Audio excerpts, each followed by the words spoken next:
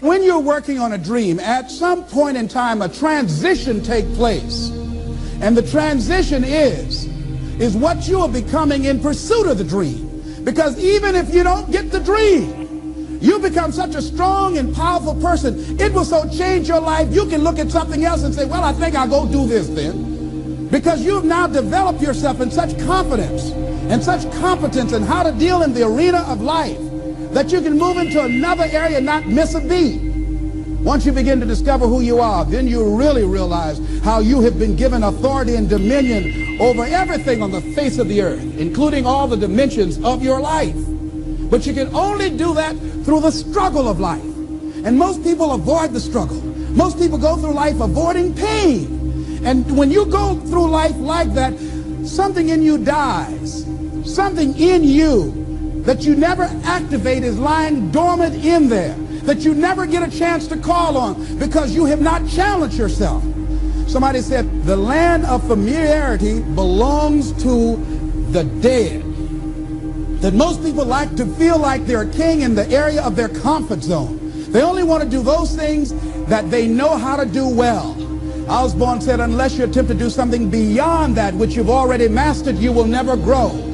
So if you want to begin to grow, you've got to put something out here that you can't reach easily, that has got to make you stretch, got to make you jump for it, got to make you get back a little bit and dig in so that you can take a leap for it. And maybe you jump up there and you miss it and you skin your knees and you come back again and you bust your lip next time. But you keep on, and through that process, you learn how to leap higher. You start challenging yourself to dig deeper, and then you discover some things about you that you don't know right now. Some talents that you have in you that you didn't know that you can do. I started out just talking to kids, and now I'm speaking at corporations. Now I'm traveling. I didn't know I can do this, but had I not given myself a chance, and I'm saying to you, give yourself a chance. Here's something else.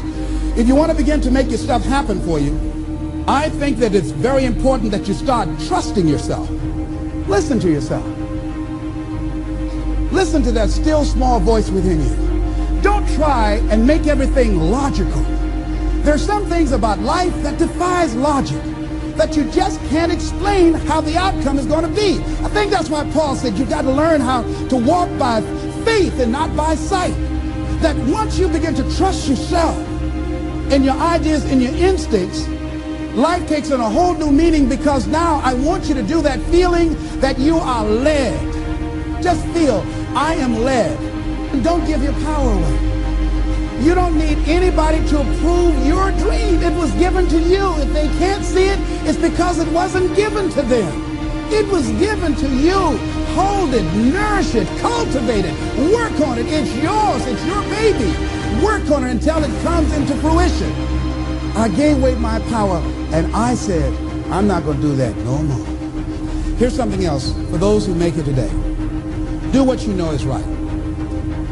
Treat people like you want to be treated. Don't try and take any shortcuts. Don't try and cheat. Pay your dues up front.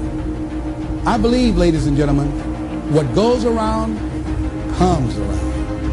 You can pay now, or you will pay double later. So do the right thing. There might be a tendency sometimes, because of the negative part of our consciousness and our own programming, for us to want to say, well, I'll just do it this time. It won't matter. Won't nobody know. Ladies and gentlemen, everything matters. And you know you're somebody. You know. I'd rather lose out on my dream doing the right thing than to cheat trying to make a shortcut to get to my goal. I want to be able to look myself in the mirror. And that's what you want to do. There's no saying, judge a man not by what he does, but by that he doesn't have to do. And to judge the true quality of a man is what do you do when nobody's looking. See, there's some good out there for you in the universe that has your name on it. And nobody can get your good. It has your name on it. They can't take your stuff. It's your stuff. So when you know that whatever you're seeking, it's also seeking you. You don't worry. You don't run scared. You don't think somebody's going to take it from you. You listen to your inner voice and you always take the high road. There will be the tendency, the natural inclination to take the low road. You must resist that. Here's something else I encourage you to do if you want to make it today. Keep your agreements. Keep your agreements that you make. And establish a network of people who will also do that. Establish a network of people in your life that you can count on, that will be there for you when you need them, and you be there for them. Leave the flakes alone, people that are seriously not serious. And if you're surrounded by flakes, that tells you who you are. Here's something else. 3 P's to have in your life. In working on your dream and doing your life work, you must be patient, persistent, and positive no matter what. Be positive no matter what, because when you are negative, ladies and gentlemen, you're sending out negative energy and you're blocking your good. So don't send out any negative energy. Don't take it personal. See, a lot of people have an idea or a dream and they give up on it. No, don't do that. Work your dream until it gets hot. See, most things don't happen as soon as we think they should happen. The messenger of misery might drop in on you and say hello. Murphy's Law might come by and thump you on the head. Any number of things can happen to interrupt your flow. It's okay. Don't take it personal. Just acknowledge what's going on. It's called life. And keep on working on your dream. Continue to keep on knocking, because this is your life. This is what you love. This is your passion. Step back. Don't judge it. If you judge it, judge not yet, lest ye be judged. Why? Because when you judge it, you invest emotion in it, and that emotion could be anger, and guess what? That hurts you. That doesn't hurt anybody else. So what do you want to take yourself out early for by internalizing things? Shakespeare said, nothing is neither good nor bad, but thinking makes it so. So judge not according to appearances, but right judgment, and feel that everything is going to work out for you, because you're patient, you're persistent, and you're going to be positive no matter what. Don't allow other things or people or circumstances to determine what your reaction is going to be. So don't allow people to determine how you are going to respond to them or circumstances. Learn to look at it. Look at your life right now. If you want to keep on getting what you're getting, keep on doing what you're doing. You've got to be willing to change your ways. Your life is working. If you don't like what you have produced, you're a director, you are the star, you wrote this script.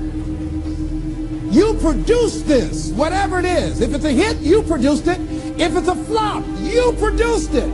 Take ownership of it and decide to go back to the drawing board and rewrite the script that you are the star of. You have the power to do that. On this day, you can declare that I'm going to change. As you look back on your life, you can decide that I don't like what I produced here, and I want higher ground. I want to begin to experience more love. I want to have more adventure in my life. I want something that gives my life a sense of meaning. I believe, ladies and gentlemen, if we can accept the possibility of that this is the decade of consciousness. That's what I believe that this is. The decade of consciousness, if you please.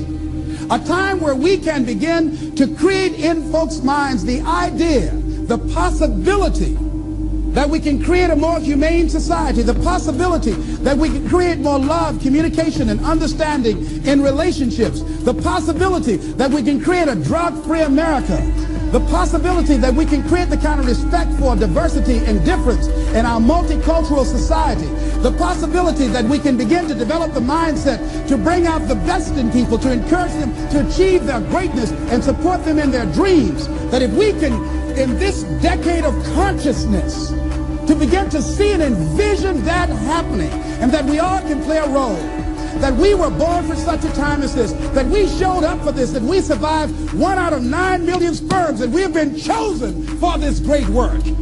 What an exciting time to be alive.